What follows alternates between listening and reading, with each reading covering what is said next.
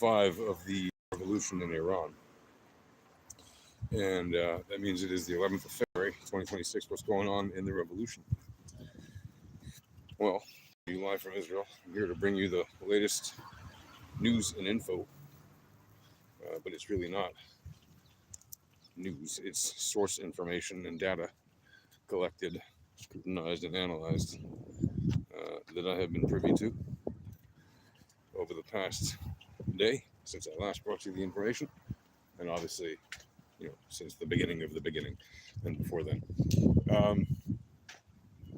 So I can tell you, for example, that I'm continuing to receive thousands of messages every single day at this point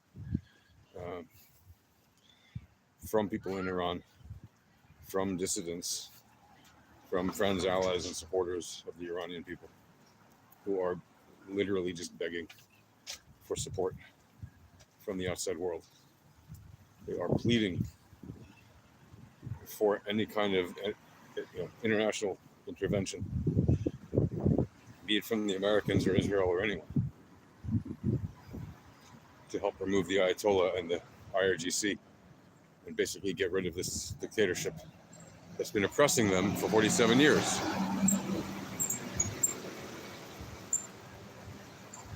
Now, why is it the time is of the essence now? Well, because they've been killing them in the thousands and thousands, and the numbers are piling up very dramatically. And by the latest accounts, I know there's a lot of confusion, whatever, estimates. Look, nobody knows exactly the numbers, but we do know that more and more the estimates are well into the, they're in the very, very high 5 figures, and a lot of estimates already saying that it's 100,000 or more, and I've been telling you that number since those were first reported a few weeks ago, after a couple of days of extreme violence, when even Time magazine had reported that 80,000 people were estimated to have been killed in a matter of just a few days. So the number being in the 6 figures should really is not news. Unfortunately, it is news in the sense it's shocking. 100,000 people dead in a month, but I'm saying it's not new information from my point of view. We've already known this for weeks, and I've been telling you this, but we are now seeing an increasing number of sources saying it, like, solidly. We're talking people on the ground who have gone around and seen for themselves the fighting, the protests, the demonstrations, but also the fighting, where there has been fighting, the ways that the IRGC is shooting people. They've documented and shared with me and other people extremely savage scenes of brutality by the IRGC, eliminating regular Iranian citizens, wholesale slaughtering them with live machine gun fire. They're not shooting them with single rounds, right? They're intentionally blasting these people to death, like, extremely violently. On top of that, they have been going continuously, like multiple times, into hospitals where they know that there are wounded people who are being treated for injuries that they sustained at various events. They're dragging them out of their beds while they're wounded. Hello there, if you're in the chat. Dragging them out of their beds, dragging them through the hospital, outside the hospital. In many cases, they shoot them right there in their beds. If they're too infirm to move, they just end them there. But in the cases where they can be dragged out so as to reduce the amount of gunfire in the hospital, apparently, they just drag them out of the hospital and then shoot them right there on the street in front of the hospital, which reduces the number of gunfire in the hospital itself and increases the type of fear structure that they like to reinforce in their society. Those IRGC scum. We also know that there are, in fact, a not insignificant number of mercenaries who are fighting for the IRGC, right? People who've been paid to come and kill Iranian citizens who are not Iranian themselves. They are just flown in, bussed in, trucked in, whatever, driven in from many countries into all kinds of different groups that they've been put into, given weapons, and just said, just follow the orders of this leader or this unit. And they just are participating in wholesale slaughter of people that aren't even, that are foreigners to them. They have nothing to do with it. They're just there to kill people for money. And whenever they get the unit, whenever they get ordered to do that, that's what they're doing. We're talking Iraqis, Syrians, but all kinds of people. It's not just Iraqis and Syrians and Afghanis and stuff. It's people from all over the place, all over the world that are, for whatever reason, supportive of the Ayatollah and the IRGC, enough that they will take money from them and kill innocent Iranian people who were just begging for a different government that isn't an Islamic oppressive regime. There have been also all kinds of obviously fake reports, and you should dismiss those. I'm just letting you know about the fake reports too, because a lot of people get misled by the misinformation. Ayatollah Khamenei is not missing. Okay? He has not fled Iran from everything we know. He's still very much there, and he's still very much in power, and very much hiding in his bunker, except when he comes out to see the sunshine, go to a mosque, say a few words, and then run right back to the place. By the way, if you're wondering why, when he comes out, does he go to a mosque? Well, should be kind of obvious. Yesterday, by the way, was the 10th of February, meaning it was the date on which they mark the anniversary of the Ayatollah's rise to power in 1979. So yesterday there was a lot of parading going on in Tehran, a lot of fireworks. Friends of mine who were there told me that the noises they heard were kind of, frankly, scary until they realized, oh, these are just fireworks, because there was a lot of them.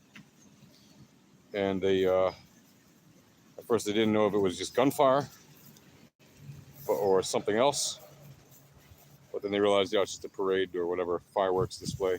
Not a parade, but a fireworks display and celebrations and that kind of thing that the IRGC had organized and run for the government. And obviously they had similar fireworks celebrations in different places, but mainly it was in Tehran as a show of, like, nationalism and all that, which is, to be expected. Like any nation would celebrate the day that their form of government, came to power. That's kind of normal. So, yeah, as disgusting as the IRGC and Ayatollah are, you can't really fault them for having a celebration on the day of their government coming to power. I mean, I fault them for coming to power in the first place, but the fact that they remember that date is, to be expected. That's a normal activity for them. However, we're still seeing people being chased down and caught and killed. I already spoke with you guys a few days ago, right when it hit the internet and was spreading around like wildfire. The story of the young man who made a last video before he offed himself, who basically was telling the world about all the terrible things that are happening there, who confirmed that, many tens of thousands of people are no longer alive that were alive just a month ago. And, that the number is well into the six figures, etc. And he was pleading for help, saying, anything that the world could do, he'd be begging for, he'd be grateful for. what's happening there, it's not just that it's a bigger devastation than the number of innocent people who died in Gaza. If you're one of the people who thinks that Gaza was a genocide, or even if you're not, and you just acknowledge the tens of thousands of people dying in Gaza, it doesn't matter if it happened over a day or 2 years, it's still terribly tragic. And it is, okay? Tens of thousands of innocent people dying is tragic, no matter what. It's extremely tragic. But let's keep it in perspective for a second and understand that at the same time that 35,000 or 45,000 non-combatants died in Gaza in the past 2 years and 4 months, 5 months, literally millions of people have died in places like Sudan and Nigeria and Yemen and Syria and Lebanon and other places where it's what they call civil wars, right? Or internal fighting, right? Just like in Iran. It's not fighting between two nation groups or between a nation group and a group of people that want to be a nation group, right? Whatever you want to call them, doesn't matter. I don't care. Two groups of people who are not from the same nation, okay?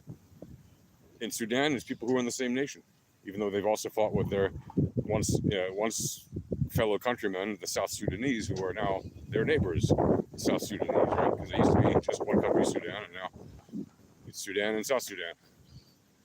Yemen also, it's a civil war, even though now they call it North Sudan and South Sudan, which, by the way, is quite weird, because if you actually look at the map, it really should just be East Sudan and West Sudan. And if you remember back in the 70s, well, you probably don't remember, but back in the 1970s, there was another amount of fighting within Yemen, and there was also a time when East Yemen was called East Yemen. Anyway, but now the unified country of Yemen has been divided once again by a different group of terrorists, the Houthis, and they are being used and funded by Iran, sometimes Russia, giving weapons to them, and of course Saudi Arabia and the UAE have their hands in the Iran mess. Each of them has a side. One side backs the government of Iran, the other side backs the terrorists that control half the country, including the capital, the once capital. Still the capital, but now it's controlled by terrorists. Pretty big failure. So the official government of Yemen doesn't even control its own capital. It's really messed up. But that's the situation we're in. That's the world we live in. And the point is, people are losing perspective or have lost perspective about the gravity of the destruction in these Muslim countries, or these Muslim majority countries, or these majority Muslim countries. And they seem to ignore all of those numbers. And they're only focused on, the 35,000 dead in Gaza, which, again, I acknowledge, and so do most Israelis that I know. 35,000 dead people is not a joke. That's some serious stuff. I mean, look at what we did when 1,200 of us were killed in a day. Yes, they were killed in brutal, savage ways that are, beyond barbaric. There's no words for some of the things that they did, for many of the things that they did. It's too graphic to really describe without, some of you probably getting traumatized by it. And yes, we hit them back many times harder. That's called FAFO. You F around and you find out, right? So that's why you don't start wars to begin with. They're unnecessary, right? You don't just start a war against a neighbor that's going to crush you if you have no reason to start that war. If your only reason to start that war is because of your, goal to destroy that neighbor, and that's your only goal, and it's part of your strategy to destroy that neighbor, even if that goal tactically is stupid, and you think, that's what we're going to do, you shouldn't do it, right? You shouldn't start wars that you're not going to win kinetically, and that are going to cost your side a massive amount of lives, even if you manage to kill a lot of your enemy in the beginning, right? When you know that you're fighting somebody that's so much more powerful than you and has not used it to eliminate all of you. Right? Has just not done that. Right? You can say, oh, but Israel does this, Israel does that. You can claim all you want that Israel targets innocent people. You have no evidence of that, but people still say it as if it's true. Israel does not intentionally, as a matter of policy, target innocent people. Now, have there been cases where an individual may have targeted an innocent civilian? Honestly, I don't know. It may be, right? I'm not saying that there's an impossible probability. No, it's possible. An army is filled with people. So it's possible that somebody in the army broke the rules and did something like that. And if somebody did something like that, God forbid, but if it happened, then that person should be brought up on charges. If there's an investigation into any evidence that demonstrates that should be the case, right? Israel is a country of laws and justice. You could say our justice system doesn't always work, and I would agree with that. There's a lot of injustice in Israel, even in the courts. But when it comes to matters of, blood fighting, war fighting, and the taking of innocent life, this is a country that takes these matters quite seriously. And yes, you can even say, oh, well, Israel lets off too many soldiers that have been accused of killing, and they don't get punished at all. Yeah, maybe, but you're not the judge, and you're not the prosecutor, and you're not the defense attorney. So you can't really say that unless you actually know all the details of the court cases that you're talking about. It may be that there's a very high dismissal rate, but that's because there also may be a very high charge rate. Like soldiers in general in Israel are actually very often afraid to pull the trigger in cases where they obviously should, because they know that there's a very high probability they will be prosecuted if they make that decision, even if it seems incredibly obvious that they should do that. Right? Not 2 years ago, during this war, this last, since October 7th war, in Jerusalem, there was a situation where a soldier, entered a scene where there was gunfighting already, and he shot somebody who was not the terrorist, as well as he shot the terrorist, and he was immediately under investigation for killing an innocent person, even though he shot the terrorist. And he was hesitant for a moment, which cost somebody their life, because he didn't want to shoot somebody innocent. But then he shot, the terrorist and somebody else, apparently by accident. And he was brought up on charges. So this country is very trigger happy to charge our own soldiers to make sure that people who are accused of killing innocent people do not get away with it, even if they are acting in accordance with reason and logic, even if they are literally military service members in the line of duty, or even off duty, but wearing their uniform, carrying their weapon, and on their way to another base or whatever, or another operation. Even those people, so why do I say that? Why do I divert to point to that, to how we do things in Israel? It's because it is the mirror opposite of what they're doing in Iran, right? In Iran, what are they doing? They see people demonstrating for their freedom. They see people walking down the street, clapping their hands, chanting songs, and they just start mowing them down. Like, I'm sorry, but these people are singing songs. They're demanding freedom. They're shouting slogans. They're demanding freedom. They're saying, they want the Shah to come back. They're just demanding freedom. They want democracy. They're just demanding freedom. They want to see the Ayatollah gone. That's demanding freedom. Yes, some of them even say death to the Ayatollah and death to the IRGC. But what do you expect from a people who for 47 years have heard nothing but death to the USA, death to Britain, death to Israel, death to the infidels, death to the hypocrites, right? That's their natural sort of chanting melody, right? It's what they've been saying and doing for 47 years. per the orders of the government. So they don't stand around and say that just because they like saying those words necessarily. Those are the words of protest that they're most familiar with. When they want something gone, that's what they say. Or when they've been told, this is what you want gone, therefore say it. That's what they say. So for them to turn around and say, yeah, I told it, death the IRGC, this is not news. Again, thank you, people, for your lovely messages. What are you writing here? It's hard for me to see this. What does it say?